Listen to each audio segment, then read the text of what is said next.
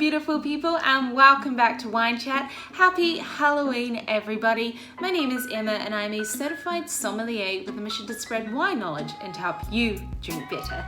Now, I think the year 2020 has been plenty scary enough, so that's why I'm not in my Halloween costume here today. However, I thought it was a good chance for us to talk about spooky and spicy Syrah. Let's chat about it. Syrah grapes are small with thick, darkly coloured tannic skins, and generally they ripen best when they come from a warmer climate. However, nowadays you are seeing quite a few examples of some excellent cooler climate, kind of softer, lower alcohol, lower body Syrahs coming out on the market as well. Wines made from Syrah can range from medium to full-bodied, with aromas of intense and dark black fruits, black olive, pepper, licorice, and intense meatiness, and even a nice florality. These wines are perfect for aging for long periods of time due to the intense fruitiness, the vibrant acidity, and the high tannins in the wine. Syrah is most widely grown in France with about 169,000 acres. Next up is Australia with approximately 105,000 acres planted there. It's also widely grown in other places like Spain, Argentina, South Africa, the USA, Italy, Chile, and New Zealand. In New World regions like Australia and South Africa, you may see the word Syrah being swapped out for the word Shiraz, and this is because Syrah and Shiraz are two names for the same grape variety, although some people may argue that stylistically speaking they are different. Often when you think of a Syrah, you think of a wine from the old world that's more restrained in style, with dense dark fruit, floral aromas, and a little bit of black pepper.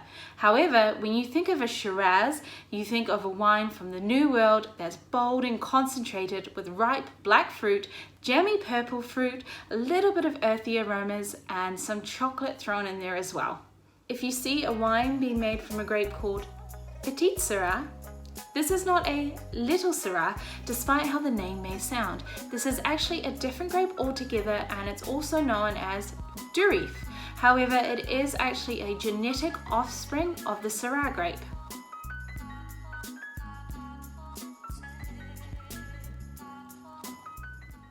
In terms of food and wine pairing for your glass of Syrah, you want to look for food that has really kind of big and bold flavors that can really stand up to the wine.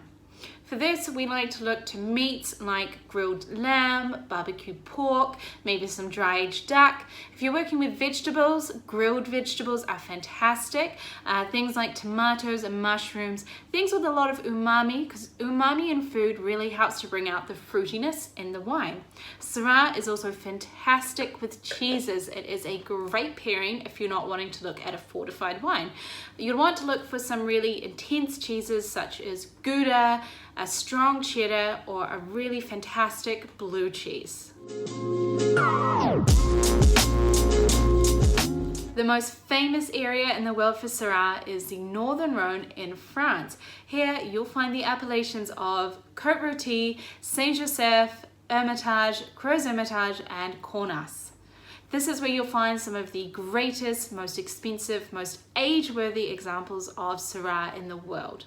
Here, Syrah is the only red grape that is allowed. However, you will find in some of the appellations they may be allowed to blend a small percentage of white grape in, using some VIOGNIER, MARSANNE, and ROUSANNE.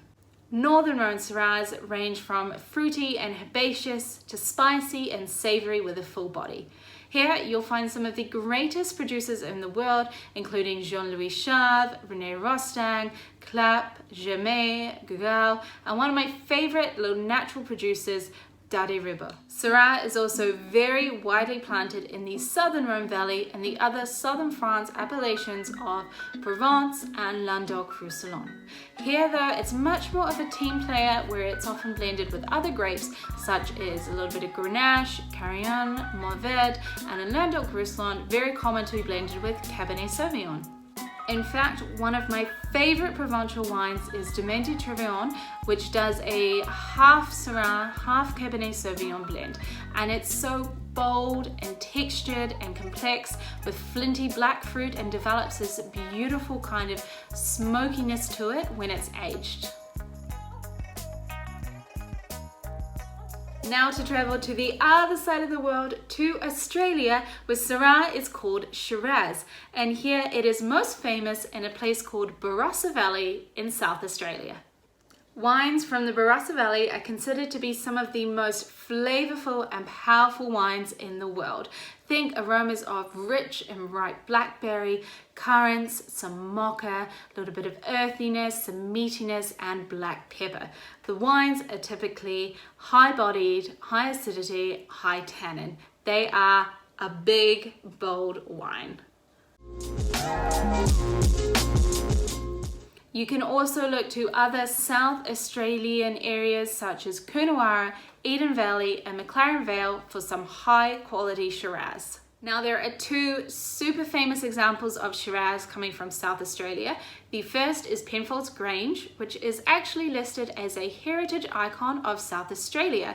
Now this is a multi-regional blend from all over South Australia and usually has a touch of Cabernet in it as well. Now I am actually drinking a Shiraz Cabernet blend from Penfolds, not their Penfolds Grange. Unfortunately, if you want to send me one, anybody, I would absolutely love that. This is Koonunga Hill. Now the other super famous example of Shiraz from Australia is HENSCHKE's Hill of Grace. This is 100% Shiraz coming from Eden Valley. It's a single valley estate and it is one of the most expensive wines under screw cap in the world.